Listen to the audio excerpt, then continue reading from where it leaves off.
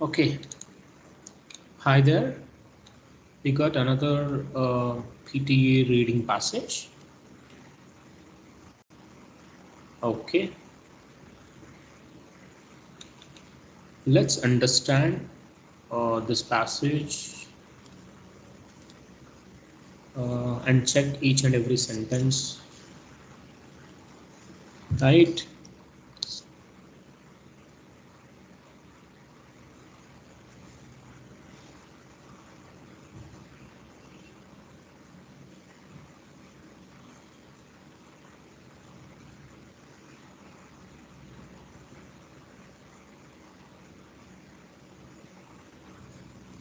Yep. So this is from the same portal most of the students use. So this passage is actually about you know how people view smart people and called intellectuals, and especially those who share their smart ideas in public, known as public intellectuals. In English speaking countries, people often don't like to use the word intellectual and make fun of very smart people, and also they prefer to think of themselves as practical and sensible rather than very smart. You know, this passage also questions what exactly makes someone an intellectual, and suggests that public intellectual should be someone who thinks for themselves and also doubts or questions common beliefs, and doesn't work for the government or big companies. It ends, it was actually the passage closed by mentioning a person, famous economist John Maynard, suggesting that our idea of an intellectual might need slight changes, some changes. This is the summary of the whole passage. There are some new vocabulary as well. Okay, so let's answer the questions. According to the text, which of the following are true of English attitude towards the intellectuals? They never join forces of with those in authority. Please observe, you should be able to pick as many options as you feel correct, which means multiple answers are correct out of 5 options. They never join forces with those in authority. There is no such mention anywhere. Most people would not be able to name an intellectual. So, okay, yeah. So before I discuss the questions, please pause the video and read through this passage for 1 minute.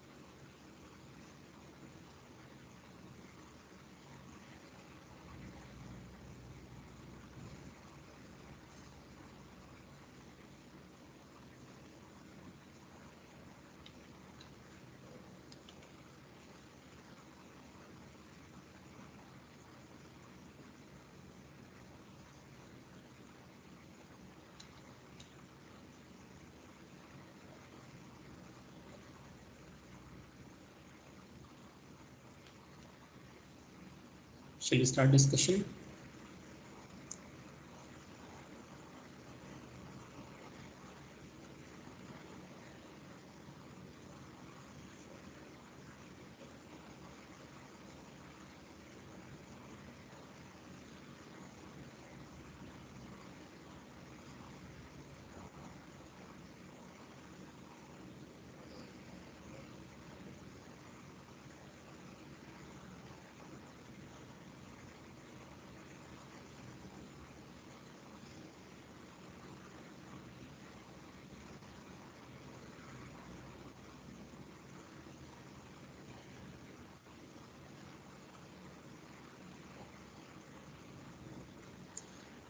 Most people would not be able to name an intellectual.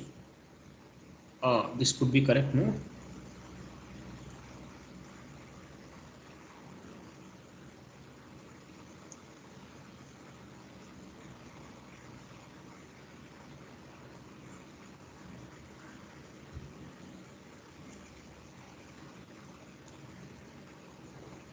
Okay, let's do. Most people would not be able to name an intellectual. So most people cannot define intellectual, cannot consider a person intellectual because they can't define exactly. This could be correct, but let's see again.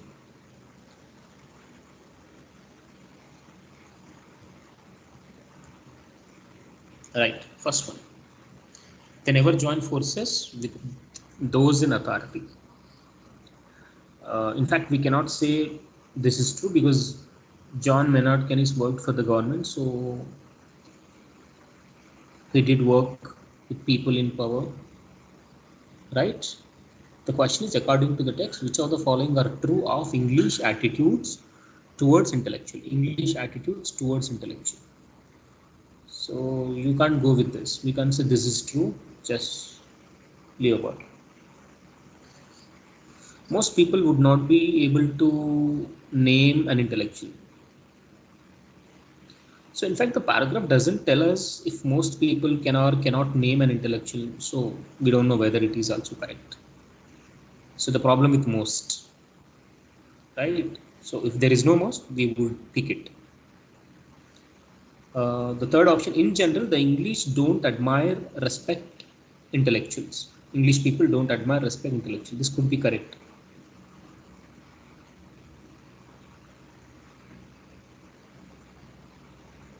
Admire, respect. It's not about respecting or admiring, right? In the paragraph, it says English people might not like the word intellectual.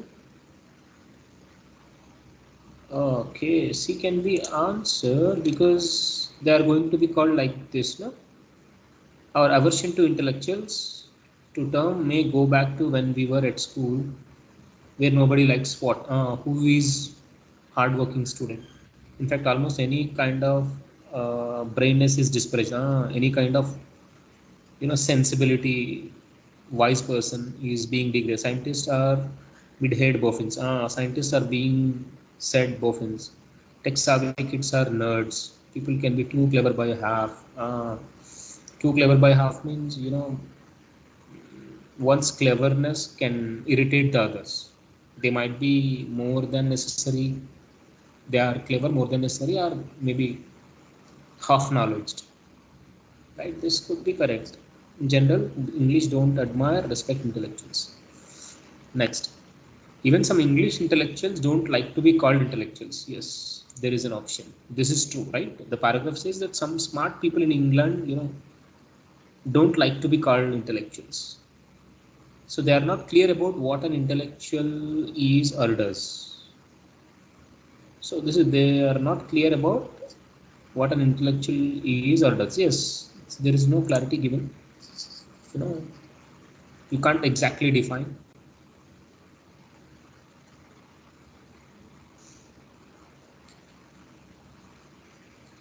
right? Because the paragraph discusses the difficulty of defining what an intellectual is, right? So there is a problem on picking C also. If it goes wrong, we will further check, further review, right? What you know can make a C wrong. Okay, what's the information? In general, English don't admire, respect. We have a proof line here. No, they are going to be called with some disparaged names or something. Yeah, let's submit.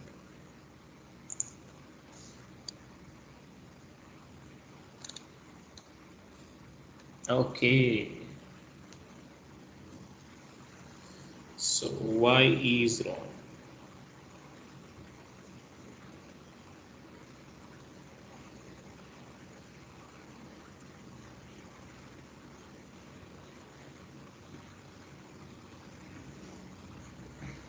They are not clear about what an intellectual is or does.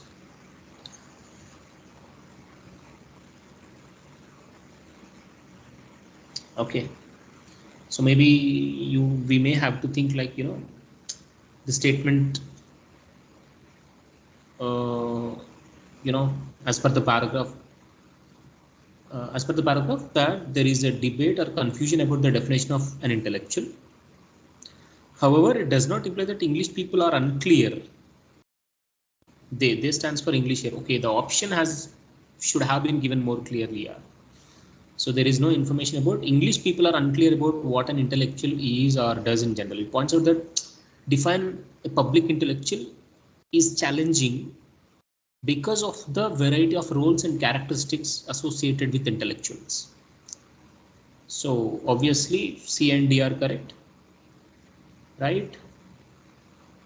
Yeah.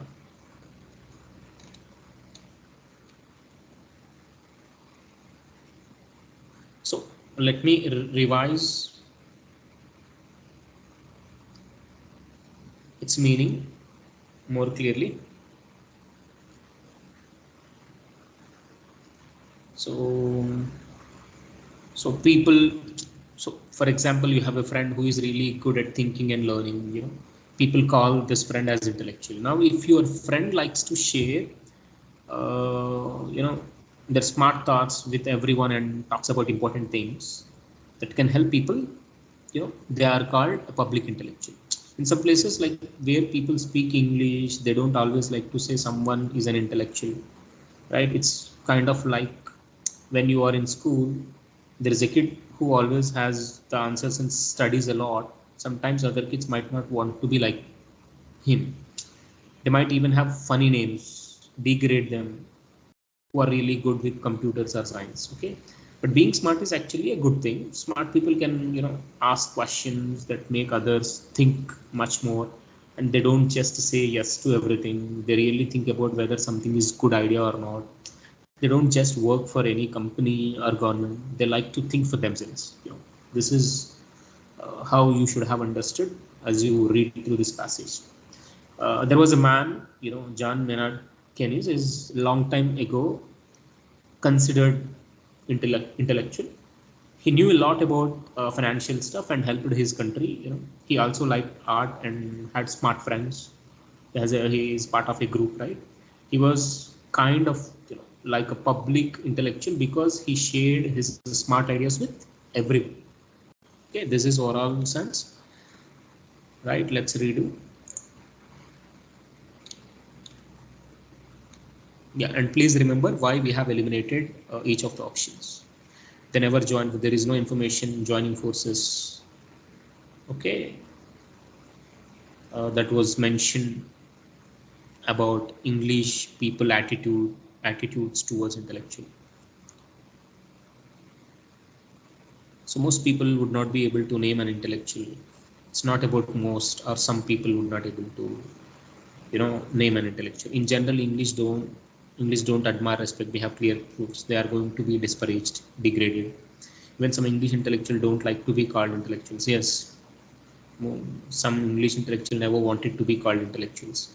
They are not clear about what an intellectual is or does. So there is a difficulty to define who as an intellectual, but it doesn't mean specifically given, you know,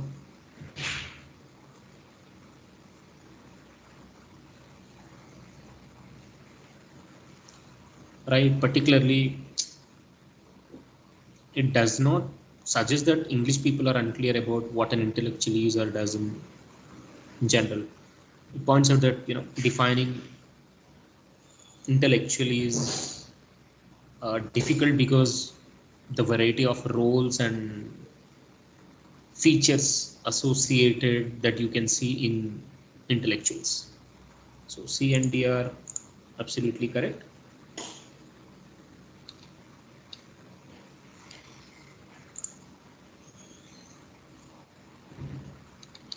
Right.